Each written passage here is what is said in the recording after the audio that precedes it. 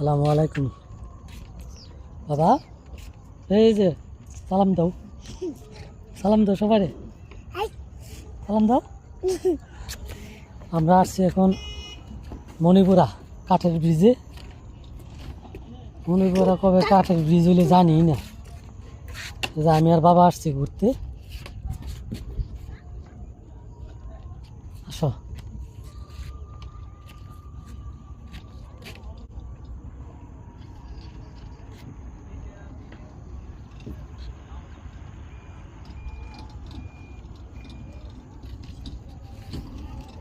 এই যে কাঠের ব্রিজ।